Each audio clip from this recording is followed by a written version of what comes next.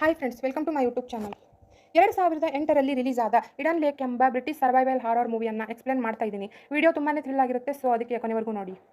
ಮೂವಿಯ ಮೊದಲ ಸೀನ್ನಲ್ಲಿ ಸ್ಟೀವ್ ಮತ್ತು ಜೆನಿ ಎಂಬ ಲವರ್ಸ್ ನಮಗೆ ಪರಿಚಯವಾಗ್ತಾರೆ. ಅವರು ವೀಕೆಂಡನ್ನು ತುಂಬ ಖುಷಿಯಿಂದ ಕಳೆಯಲು ಒಂದು ಚೆನ್ನಾಗಿರುವ ಜಾಗಕ್ಕೆ ಹೋಗ್ತಿರ್ತಾರೆ.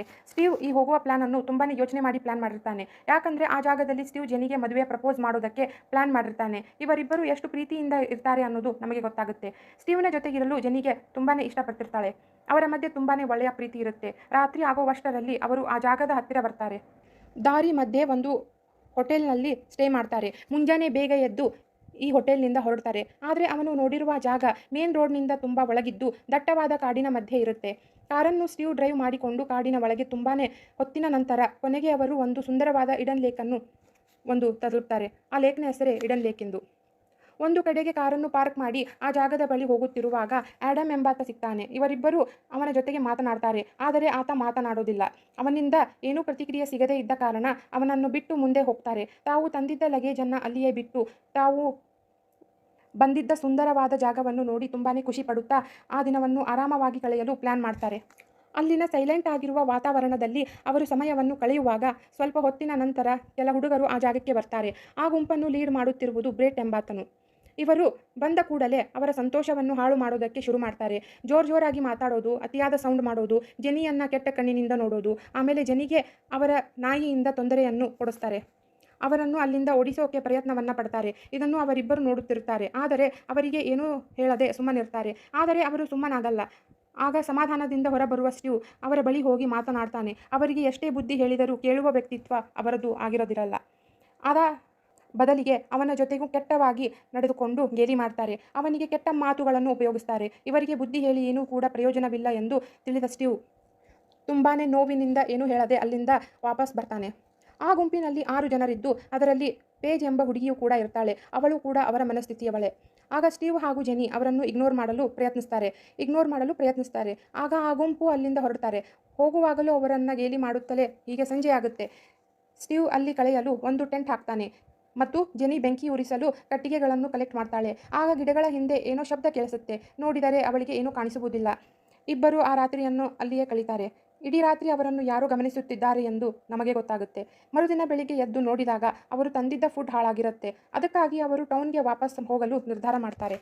ಸ್ಟೀವ್ ಕಾರ್ ಸ್ಟಾರ್ಟ್ ಮಾಡಿದಾಗ ಟೈರ್ ಪಂಚರ್ ಆಗಿರುತ್ತೆ. ಯಾರೋ ಅವನ ಟೈರ್ಗಳಿಗೆ ಕೆಳಗೆ ಗಾಜಿನ ಬಾಟಲ್ಗಳನ್ನು ಒಡೆದು ಹಾಕಿರ್ತಾರೆ. ಅದು ಆ ಗುಂಪಿನವರ ಕೆಲಸ ಎಂದು ಸ್ಟೀವ್ಗೆ ಗೊತ್ತಾಗುತ್ತೆ.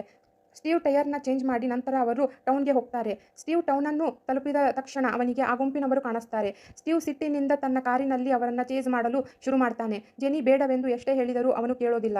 ಆದರೆ ಆ ಗುಂಪಿನಲ್ಲಿರುವರು ಹೇಗೋ ತಪ್ಪಿಸಿಕೊಂಡು ಬಿಡ್ತಾರೆ.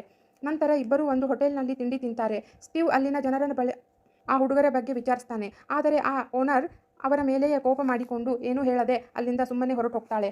ನಂತರ ಪುನಃ ಅವರು ಇಡನ್ ಲೇಕ್ನ ಬಳಿ ಹೋಗುವಾಗ ಸ್ಟೀವ್ಗೆ ಒಂದು ಮನೆಯ ಹೊರಗೆ ಆ ಹುಡುಗರ ಸೈಕಲ್ಗಳು ಕಾಣುತ್ತವೆ. ಅವನು ನೇರವಾಗಿ ಮನೆ ಒಳಗೆ ಹೋಗ್ತಾನೆ. ಏಕೆಂದರೆ ಅವರು ಮಾಡುತ್ತಿರುವ ತಪ್ಪನ್ನು ಅವರ ತಂದೆ ತಾಯಿಗೆ ಹೇಳಲು.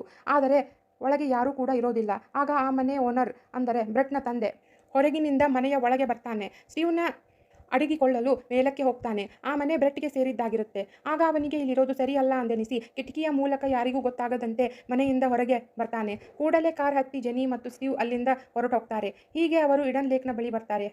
ತುಂಬ ಸಂತೋಷದ ಕ್ಷಣಗಳನ್ನು ಅಲ್ಲಿಯೇ ಕಳೀತಾರೆ. ಈ ಸಮಯದಲ್ಲಿ ಸ್ಟೀವ್ ಜೆನಿಗೆ ರಿಂಗ್ ಕೊಟ್ಟು ಪ್ರಪೋಸ್ ಮಾಡಲು ಮುಂದಾಗ್ತಾನೆ. ಆದರೆ ಫೋನ್ ಹಾಗೂ ಕಾರ್ ಕೀಗಳಿಂದ ಬ್ಯಾಗೆ ಕಾಣುತ್ತಿಲ್ಲ ವಿಷಯ ಅವರಿಗೆ ಗೊತ್ತಾಗುತ್ತೆ. ಆದ್ದರಿಂದ ಅವರು ತುಂಬಾ ಟೆನ್ಷನ್ ಆಗ್ತಾರೆ. ಕೂಡಲೇ ಅವರು ಕಾರ್ ಇದ್ದ ಜಾಗಕ್ಕೆ ಹೋಗಿ ನೋಡಿದರೆ ಆ ಜಾಗದಲ್ಲಿ ಕಾರ್ ಇರೋದಿಲ್ಲ. ನಡೆದಾಡಿಕೊಂಡು ಆ ಕಾಡಿನಲ್ಲಿ ತಮ್ಮ ಕಾರನ್ನು ಹುಡುಕಲು ಮುಂದಾಗ್ತಾರೆ. ಈ ಸಮಯದಲ್ಲಿ ಅವರ ಕಾರ್ನಿಂದಲೇ ಬರುವ ಆ ಗುಂಪು ಅವರಿಗೆ ಗುದ್ದೋದಕ್ಕೆ ಪ್ರಯತ್ನ ಪಡ್ತಾರೆ. ಅದರಿಂದ ಅವರಿಬ್ಬರು ಬಚಾವಾದ ಕೂಡಲೇ ಜೋರಾಗಿ ನಗಾಡಿಕೊಂಡು ಆ ಕಾರನ್ನು ತೆಗೆದುಕೊಂಡು ಹೊರಟು ಹೋಗ್ತಾರೆ. ಹೀಗೆ ಅವರನ್ನು ಹುಡುಕುತ್ತಾ ರಾತ್ರಿ ಆಗುತ್ತೆ. ಒಂದು ಜಾಗದಲ್ಲಿ ಆ ಗುಂಪಿನವರ ಶಬ್ದ ಕೇಳುತ್ತೆ. ಅಲ್ಲಿ ಹೋಗಿ ನೋಡ್ತಾರೆ. ಅವರ ಕಾರ್ ಅಲ್ಲಿಯೇ ನಿಂತಿರುತ್ತೆ. ತಕ್ಷಣ ಸ್ಟೀವ್ನ ಅವರ ಹತ್ತಿರ ಹೋಗಿ ತಮ್ಮ ಕಾರ್ ಕೀಯನ್ನು ಕೊಡಿ ಎಂದು ಕೇಳ್ತಾನೆ. ಆದರೆ ಬ್ರೆಟ್ಟನು ಏನನ್ನೂ ಮಾತಾಡುತ್ತಾ ಆ ಕಾರ್ ಕೀ ಕೊಡಲ್ಲ. ಸ್ಟೀವ್ಗೆ ಸಿಟ್ಟು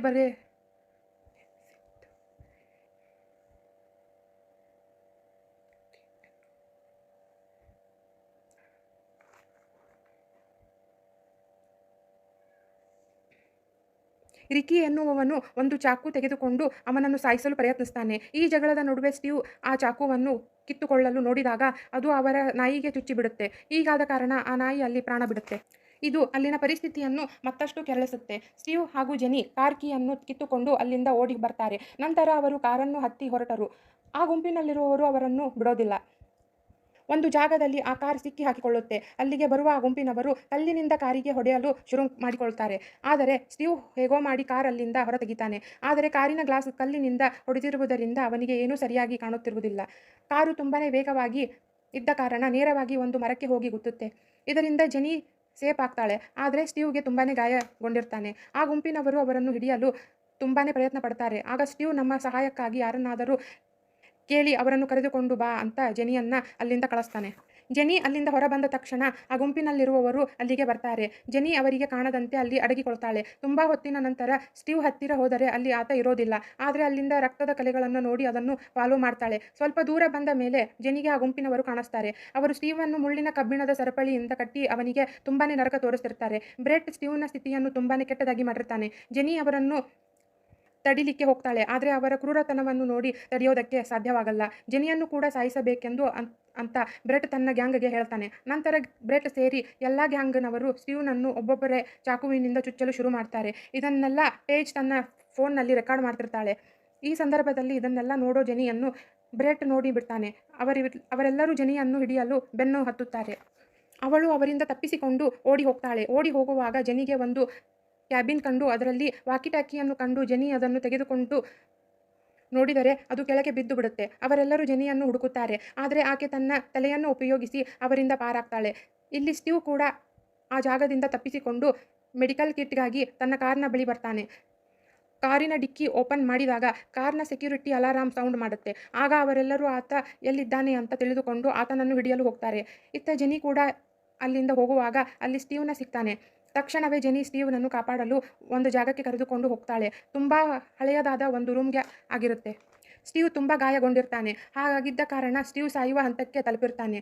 ಅಲ್ಲಿ ಅವನಿಗೆ ಜೆನಿ ಟ್ರೀಟ್ಮೆಂಟ್ ಕೊಡ್ತಾಳೆ. ಆಗ ಅಲ್ಲಿಯೂ ಕೂಡ ಆ ಗ್ಯಾಂಗ್ ಬರುತ್ತೆ. ಆಗ ಕೂಡಲೇ ಜೆನಿ ರೂಮ್ ಕೆಳಗೆ ಮರೆಯಾಗ್ತಾಳೆ. ಆಗ ಅವರು ಅಲ್ಲಿಂದ ಹೋದ ಮೇಲೆ ಸ್ಟೀವ್ನನ್ನು ಒಂದು ಕಡೆ ಜಾಗದಲ್ಲಿ ಇರಿಸಿ ಸಹಾಯಕ್ಕೆ ನಾನು ಕರೆದುಕೊಂಡು ಬರುವೆ ಅಂತ ಹೇಳಿ ಅಲ್ಲಿಂದ ಹೊರಗಡೆ ಹೋಗುವಾಗ ಅವಳಿಗೆ ಸ್ಟೀವ್ ತಂದಿದ್ದ ಮ್ಯಾರೇಜ್ನ ಪ್ರಪೋಸ್ ರಿಂಗ್ ಸಿಗುತ್ತೆ. ಅದನ್ನು ನೋಡಿ ತುಂಬ ದುಃಖ ಪಡುವ ಜೆನಿ ಅದನ್ನು ಕೈ ಬೆರಳಿಗೆ ಹಾಕಿಕೊಂಡು ನಾನು ನಿನಗಾಗಿ ಬಂದೇ ಬರ್ತೀನಿ ಅಂತ ಹೇಳಿ ಅಲ್ಲಿಂದ ಹೊರಡ್ತಾಳೆ.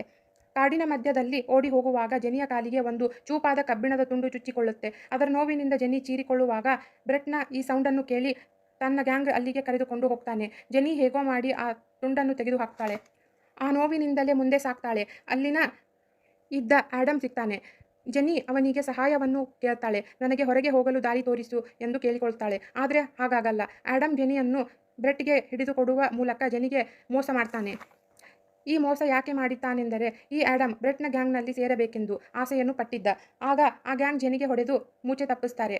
ಜೆನಿಗೆ ಪ್ರಜ್ಞೆ ಬಂದಾಗ ಜೆನಿಯನ್ನು ಮರಕ್ಕೆ ಕಟ್ಟಿ ಸುತ್ತಲೂ ಸೌದೆ ಇಟ್ಟಿರ್ತಾರೆ. ಅವಳು ಹಿಂದೆ ತಿರುಗಿ ನೋಡಿದರೆ ಸ್ಟೀವ್ನ ಶವ ಕಾಣುತ್ತೆ. ಸ್ಟೀವ್ನನ್ನು ಹುಡುಕಿ ಕೊಂದು ಅಲ್ಲಿ ಕಟ್ಟಿ ಹಾಕಿರ್ತಾರೆ. ಆಗ ಅವರು ಇಬ್ಬರನ್ನು ಸುಟ್ಟು ಹಾಕಲು ಮುಂದಾಗ್ತಾರೆ. ಜೆನಿಯನ್ನು ಜೀವಂತವಾಗಿ ಸುಟ್ಟು ಹಾಕಲು ತನ್ನ ಗ್ಯಾಂಗ್ನ ಹೊಸ ಸದಸ್ಯನಾದ ಆ್ಯಡಮ್ನನ್ನು ಕಳಿಸ್ತಾರೆ. ಇದನ್ನೆಲ್ಲ ಪೇಜ್ ರೆಕಾರ್ಡ್ ಮಾಡ್ತಿರ್ತಾಳೆ. ಆಗ ಆ್ಯಡಮ್ ಬೆಂಕಿಯನ್ನು ಹಾಕ್ತಾನೆ. ಬೆಂಕಿ ಜೋರಾಗಿ ಹತ್ತಲು ಶುರುವಾಗುತ್ತೆ. ಈ ಸಂದರ್ಭದಲ್ಲಿ ಜೆನಿ ಹಾಕಿದ್ದ ಹಗ್ಗ ಬೆಂಕಿಯಿಂದ ಲೂಸ್ ಆದ ಕಾರಣ ಅಲ್ಲಿಂದ ಜೆನಿ ತಪ್ಪಿಸಿಕೊಂಡು ಓಡಿ ಹೋಗ್ತಾಳೆ. ಆಗ ಬ್ರೆಟ್ಗೆ ಅತಿಯಾಗಿ ಸಿಟ್ಟು ಬಂದು ಆ್ಯಡಮ್ಗೆ ಬೆಂಕಿ ಹಾಕಿ ಕೊಲ್ತಾನೆ. ನಂತರ ಜೆನಿಯನ್ನ ಹಿಡಿಯಲು ಅವರು ಮುಂದಾಗ್ತಾರೆ. ಇಲ್ಲಿ ಜೆನಿ ಅವರಿಂದ ಪಾರಾಗಲು ಕೆಟ್ಟ ವಾಸನೆ ಬರುತ್ತಿದ್ದ ಒಂದು ಡಸ್ಟ್ಬಿನ್ನಲ್ಲಿ ಮರೆಯಾಗ್ತಾಳೆ. ಸ್ವಲ್ಪ ಸಮಯದ ನಂತರ ಅದರಿಂದ ಹೊರಗೆ ಬಂದು ಅಲ್ಲಿ ಒಂದು ಗಾಜಿನ ತುಂಡು ಬಿದ್ದಿರುತ್ತೆ. ಅವನ್ನು ತೆಗೆದುಕೊಂಡ ಜೆನಿ ತನ್ನ ಸೇಫ್ಗಾಗಿ ಬಳಸಿಕೊಳ್ತಾಳೆ. ಈ ಸಂದರ್ಭದಲ್ಲಿ ಆ ಗುಂಪಿನ ಒಬ್ಬಾತನಿಗೆ ಜೆನಿ ಕಾಣಿಸ್ತಾಳೆ. ಫ್ರೆಂಡ್ಸ್, ಇವನು ಮಿಕ್ಕಿನವರಿಗಿಂತ ಸ್ವಲ್ಪ ಒಳ್ಳೆಯವನಾಗಿರ್ತಾನೆ. ಜೆನಿಗೆ ಸಹಾಯ ಮಾಡಲು ಬೇಕೆಂದು ಜೆನಿಯ ಹತ್ತಿರ ಬಂದಾಗ ಗೊತ್ತಾಗದೆ ಜೆನಿ ಗಾಜಿನ ತುಂಡನ್ನು ಅವನ ಕತ್ತಿಗೆ ಹಾಕಿಬಿಡ್ತಾಳೆ. ಇದರಿಂದ ಅವನು ಅತಿಯಾದ ನೋವಿನಿಂದ ಸತ್ತು ಹೋಗ್ತಾನೆ. ತಾನು ಮಾಡಿದ ತಪ್ಪಿಗೆ ನೊಂದುಕೊಳ್ತಾಳೆ. ಅವನನ್ನು ಕಾಪಾಡಲು ಜೆನಿಗೆ ಪ್ರಯತ್ನ ಪಟ್ಟರೂ ಆಗಲ್ಲ. ನಂತರ ಅವರಿಗೆ ತನ್ನ ಗ್ಯಾಂಗ್ನ ಒಬ್ಬನ ಸಾವು ಆಗಿರುವುದು ಗೊತ್ತಾಗುತ್ತೆ. ಪೊಲೀಸ್ ಕಂಪ್ಲೇಂಟ್ ಕೊಡೋಣವೆಂದು ಹೇಳೋ ಒಬ್ಬನು ಬ್ರೆಟ್ನ ಸಿಟ್ಟಿನಿಂದ ಹೊಡೆದು ಕೊಂದು ಹಾಕ್ತಾನೆ. ಇದನ್ನೆಲ್ಲ ನೋಡುವ ಪೇಜ್ ಪ್ಯಾನಿಕ್ ಆಗಿ ಅಲ್ಲಿಂದ ಓಡಿ ಹೋಗ್ತಾಳೆ. ಇತ್ತ ಜೆನಿ ಆ ಕಾಡಿನಿಂದ ಹೊರಬರ್ತಾಳೆ. ಹೊರಬಂದ ಆಕೆಗೆ ಒಂದು ಕಾರ್ ಸಿಗುತ್ತೆ. ಆ ಕಾರ್ನಲ್ಲಿದ್ದವನಿಗೆ ಸಹಾಯ ಕೇಳ್ತಾಳೆ. ಸರಿ ಎಂದು ಕರೆದುಕೊಳ್ಳುವ ಆತ ಜೆನಿಯನ್ನು ಟೌನ್ಗೆ ಕರೆದುಕೊಂಡು ಹೋಗೋ ಬದಲು ಮತ್ತೆ ಅದೇ ಕಾಡಿನ ಒಳಗೆ ಕರೆದುಕೊಂಡು ಹೋಗ್ತಾನೆ. ಯಾಕಂದರೆ ಬ್ರೆಟ್ನ ಗುಂಪಿನಲ್ಲಿರುವ ಅವನ ತಮ್ಮನಿರ್ತಾನೆ. ಇಷ್ಟು ಸಮಯವಾದರೂ ಮನೆಗೆ ಬರದ ಕಾರಣ ಅವನನ್ನು ಹುಡುಕಿಕೊಂಡು ಆತ ಹೋಗುತ್ತಿದ್ದು.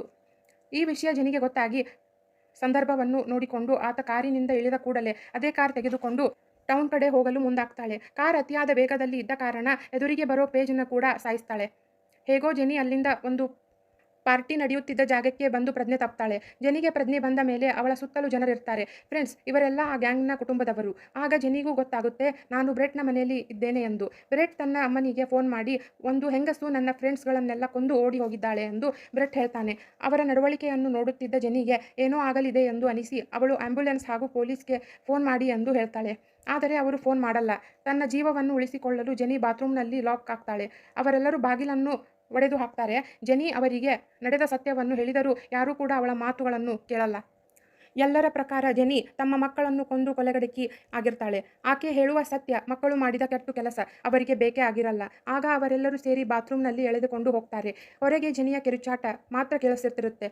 ಇದನ್ನೆಲ್ಲ ಬ್ರೆಟ್ ನೋಡ್ತಿರ್ತಾನೆ. ನಂತರ ತನ್ನ ರೂಮ್ಗೆ ಹೋಗಿ ಮೊಬೈಲ್ನಲ್ಲಿದ್ದ ರೆಕಾರ್ಡಿಂಗ್ಗಳನ್ನೆಲ್ಲ ಡಿಲೀಟ್ ಮಾಡ್ತಾನೆ. ತಾನು ಅಮಾಯಕನೆಂದು ನಾಟಕವಾಡಲು ತಯಾರಾಗ್ತಾನೆ. ಅಲ್ಲಿಗೆ ಹಿಡನ್ ಲೇಕ್ ಮೂವಿಯು ಎಂಡ್ ಆಗಿದೆ. ಫ್ರೆಂಡ್ಸ್, ಈ ಮೂವಿಯ ನೋಡಿದ ಮೇಲೆ ನಮಗೆ ತಿಳಿಯುವುದು ಒಂದೇ, ಯಾರ ಮನಸ್ಸು ಹೇಗೆ ಇರುತ್ತೆ ಅನ್ನೋದು ನಮಗೆ ತಿಳಿಯುವುದಿಲ್ಲ. ಇಂತಹ ಕ್ರೂರ ಮನಸ್ಥಿತಿಗಳ ನಡುವೆ ನಾವು ಎಚ್ಚರಿಕೆಯಿಂದ ಇರಬೇಕು. ಈ ಹಿಡನ್ ಲೇಕ್ ಮೂವಿಯು ನಮಗೆ ಉದಾಹರಣೆಯಾಗಿದೆ.